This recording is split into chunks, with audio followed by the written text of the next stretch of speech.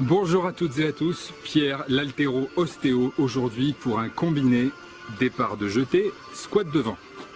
Je vous propose les deux déjà parce qu'ils s'enchaînent bien, les deux partent barre sur la clavicule. Je vous propose les deux aussi parce que c'est une bonne manière de travailler la technique d'abord, de travailler la pré-fatigue d'abord et ensuite de finir en squat.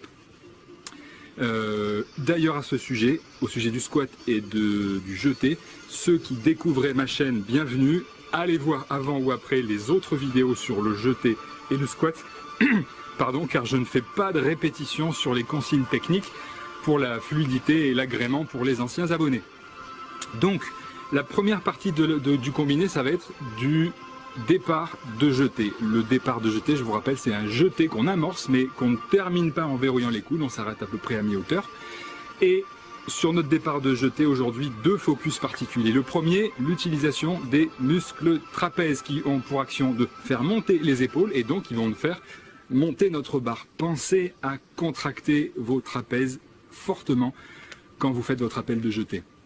La deuxième consigne, c'est au niveau de ce qui se passe dans votre cerveau, l'ordre que vous donnez à votre corps pour faire votre jeté dans les cuisses.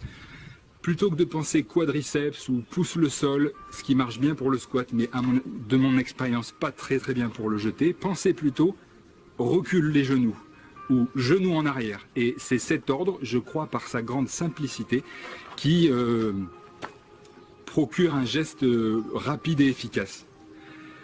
Donc vous commencez par l'appel de jeté, vous en faites 3, 4, 5 répétitions et ensuite tout de suite derrière le squat devant avec comme consigne pour rester cohérent de terminer votre extension avec les mollets et les trapèzes qui se contractent. Vous finissez en pointe de pied, barre haute, trapèze contracté qui décolle éventuellement légèrement du sol pour achever d'ancrer dans votre mouvement ce qui a été déjà travaillé dans l'appel de jeté au début.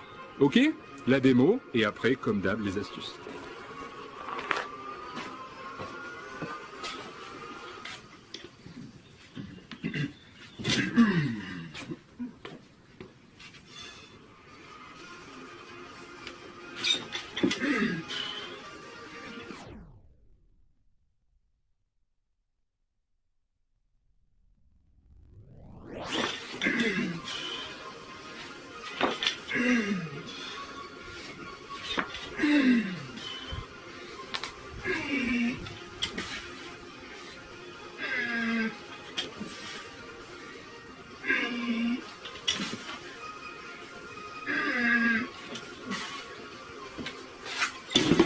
Waouh!